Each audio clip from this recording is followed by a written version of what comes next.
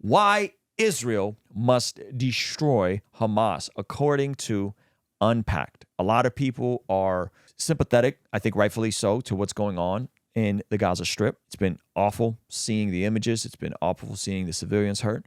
But I think there should be both sides of the story explained in terms of what is the alternative, what is the hope for Israel to go in, and what's the point? Where's this all going to go? And ultimately, what is the best conclusion here for both sides of the situation? All right, so let's check this out. We've watched the body cam footage from the Hamas terrorists who invaded Israeli communities, read the horrifying stories of families murdered in their homes while waiting for help that never came. We've seen the photos, though we wish we hadn't. You know which ones. And now, we're seeing the response. More than 100 targets were hit in the Hamas-run enclave overnight. Ground invasion is imminent, and Israeli commandos have started conducting raids to target Hamas militants. The Israeli army has been shelling Gaza relentlessly in order to destroy Hamas's infrastructure once and for all. And even in the midst of our suffering, as first responders comb through the wreckage of Israeli communities and Israeli cemeteries hold funerals around the clock, we can't ignore the suffering in Gaza. Sheesh, man. Yeah, this is some heavy stuff. So I'm curious how they lay out, what are they going to lay out in terms of their reasoning for how Hamas will be destroyed, but ultimately why? Why? Why is this something that has to happen from their perspective? So do we have to choose? Is it possible to support Israel's right to defend itself and remain empathetic to the suffering of Palestinians in Gaza? I want to make something clear. None of us outside of the situation have any ground to tell Israelis or Palestinians how to think about their own suffering. These are the people who actually live in the region, who are running from the rockets or airstrikes, who have attended too many funerals since October 7th. At this point, everybody in Israel knows somebody, and everybody in Gaza knows somebody that's been taken by this conflict, right? And it's awful. It's terrible. And the loss of innocent life is awful and terrible, regardless on whose side it is, right? And these people going through it and how they're going to feel about it is going to be how they feel about it. That gives them the right to decide and manage their own responses to the unimaginable trauma they've suffered and continue to suffer. This video is for those of us who are watching the horror unfold from hundreds or thousands of miles away. Those of us who are still trying to manage our reaction to the constant onslaught of terrible news. Young people came here for a party, for a celebration, and then they were slaughtered. The situation with the hostages, they say there are around 200 in total. They say about 10% of them are children under the age of 18. If you've taken to social media to try and make sense of what is happening, you've seen someone justify the indiscriminate and barbaric murder of over 1,000 Israeli civilians. Gosh, what a Gaza just broke out of prison. This is a sickness of the highest order. Resistance is justified. The hot takes are everywhere, and each is more deranged than the next. Hamas are Palestinians, okay? All of us Hamas, First, it was there are no civilians in Israel? Holy moly. So you say that even the families and small children and elderly? Then it was, this is what decolonization looks like. Wow! Wow, what an L! Then, it was Israel is lying about the atrocities perpetrated by it went straight into conspiracy theory land. Hamas. And the inevitable conclusion, swastikas at rallies, cries of gas the Jews, kill a settler, spray painted on buildings. I'm not going to address those takes. None of us have the time or energy to entertain the profound moral rot at the heart of these reactions. This is hateful, denialist garbage.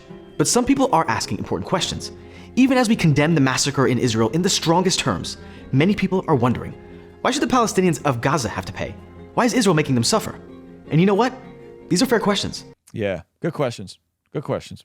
Because if you've been paying attention for the past couple of decades, you probably already know the Palestinians in Gaza have not had it easy. And that's an understatement. Hamas, a Sunni movement, won Palestinian elections in 2006. In the end, Hamas won control of Gaza, and its grip on the enclave of around 2 million people tightened. As it's the last time they had an election, by the way. Israel and Egypt largely sealed it off, causing intense humanitarian problems. I think there's not enough attention being brought to the fact that Egypt sealed them off too. Not just Israel, but Egypt. Now, I don't want to push this narrative that Palestinians are nothing but victims, that they don't have any joy or resilience or agency. That is utterly false. Like any other group of people, Palestinians are human beings who manage to find joy, purpose, and meaning, even in difficult circumstances. Amen. So when I say that they've had it tough, I'm stating a fact, not dismissing their agency or resilience. Because the fact is, life in Gaza is tough. It is a tiny, densely populated strip of land where 2 million people live in crowded conditions with very little freedom. half of the population is under 18 years old. And that means they lived under Hamas their entire lives. My gosh. They've attended Hamas schools and summer camps, surrounded by Hamas propaganda. Ahmed Ibrahim is being taught how to put together a rifle. He'll also learn how to look after it and how to use it. Ahmed is a new recruit to a youth military program being run by the government of Hamas. They lived through multiple wars with Israel. And they are surrounded by poverty, crumbling infrastructure, and food insecurity. The average Gazan lives on $13 a day. And that's if they're lucky enough to be employed, which many, many Gazans aren't. That's so tragic. That is so tragic and heartbreaking that the people, and it's not even like, usually when you hear about people suffering, you go, okay, well, you know, those of us that are in positions who can help, should help, and those of us that are in positions where nonprofits can be started and humanitarian aid can be sent. Amen. Yes and amen to that. The issue is that a lot of the resources they get sent there ends up being squandered by Hamas, right? And the same is true for the Palestinian Authority fumbling in the West Bank. There's billions of dollars sent to these folks, and a lot of it doesn't get to them, and so that becomes super duper heartbreaking. Since 2007, both Egypt and Israel have imposed blockades on the Strip. The intensity of those blockades depends on the year and each country's political situation. For obvious reasons, the blockades go stricter during times of war. But even in times of relative peace, both Egypt and Israel regulate everything that enters and exits Gaza, including people. The thousands of Gazans who cross into Israel every day for work or medical treatment need permits to do so. But those Palestinians who wish to cross into the West Bank or to leave the Strip entirely for a trip abroad need permission from Egyptian, Palestinian, and/or Israeli authorities. That's a lot of red tape to just be able to go travel and see family in another part of the world. That's crazy. Depending on where they're trying to go and through which exit. And as you might imagine, that severely limits their employment and educational prospects. Not to mention their quality of life. It's not just the land routes that are blocked. Gaza has no airport or seaport. In short, Gazans are effectively trapped, and life in the Strip is not pleasant. Hamas, the political party that runs Gaza, is considered a terrorist group by over a dozen countries, including the US. And their terror is not limited to Israelis. Hamas steals aid meant for ordinary Gazans, That's right. pilfers humanitarian supplies, and silences any citizens that try to protest. Innocent Palestinians are routinely killed by the rockets shot from within Gaza towards Israel. CNN just got its hands on unclassified U.S. intelligence that shows that it was a misfired Palestinian rocket that caused the explosion at the Gaza hospital on Tuesday. In short, ordinary Palestinians have suffered greatly since they elected Hamas in 2006. That was nearly 2 decades ago. Hamas has not held a single election since. For that matter, neither has the PA in the West Bank. But that's a different story.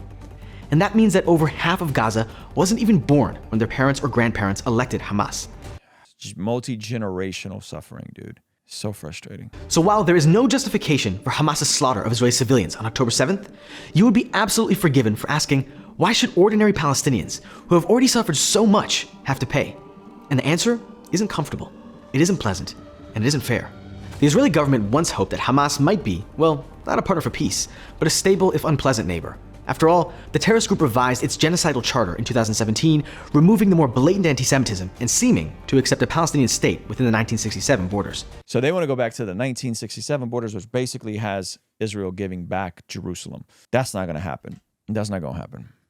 This is the message actually crystal clear to the people in the West, to the world community, that this is Hamas, and I think now they will say, now we can make business with the movement. And for the past couple of years, Hamas's negotiations with Israel centered mostly on ways to ease Gaza's dire economic distress, a distress they themselves have facilitated by funneling Gaza's aid money into terror.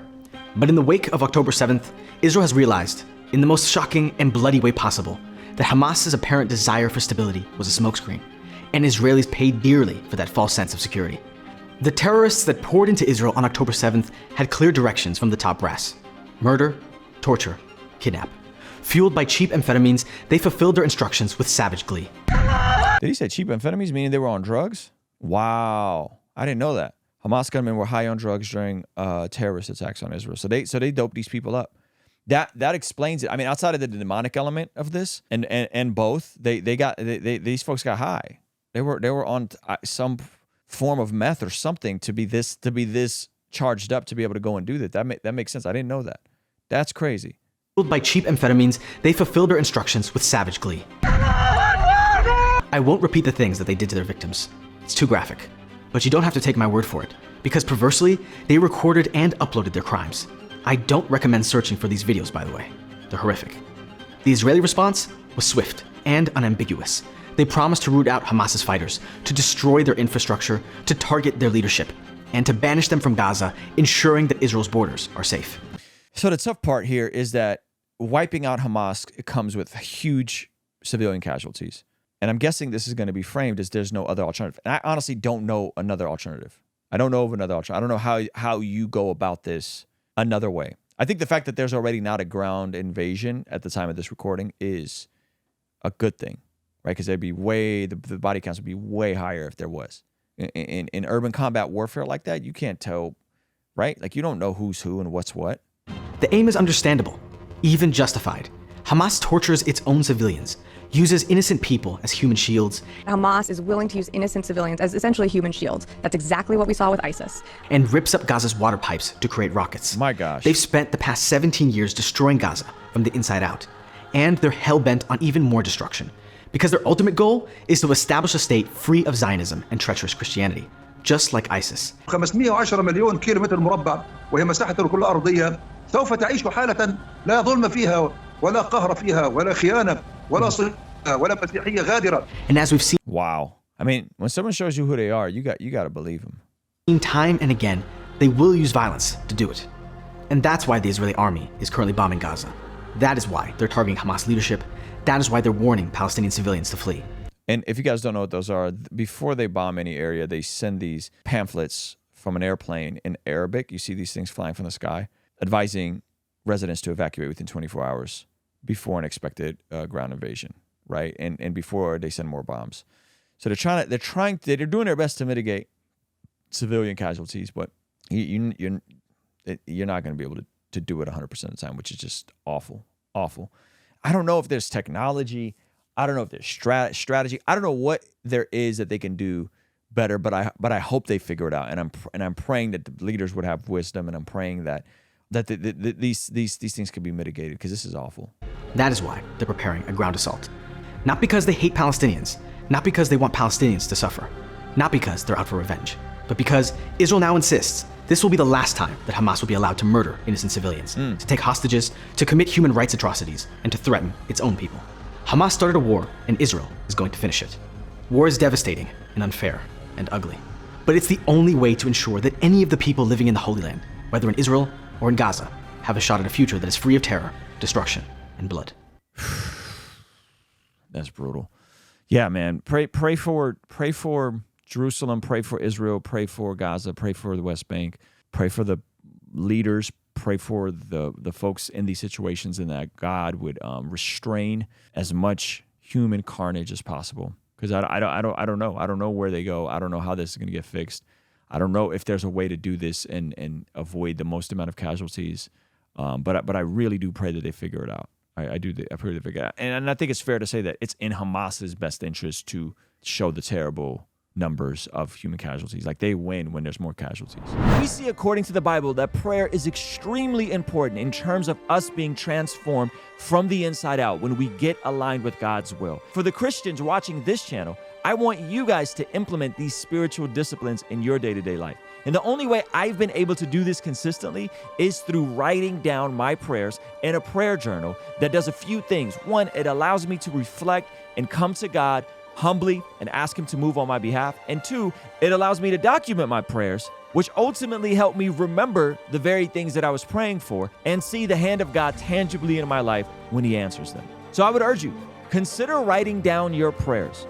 It could be in a blank notebook. It could even be on your phone. Or you could check out the one I personally designed and used from my own quiet time and spiritual discipline that I think will be a huge blessing. It's the exact structure and system that I've used for years to pray and be more consistent in my spiritual disciplines. You can pick yours up today by clicking the link in the pinned comment below.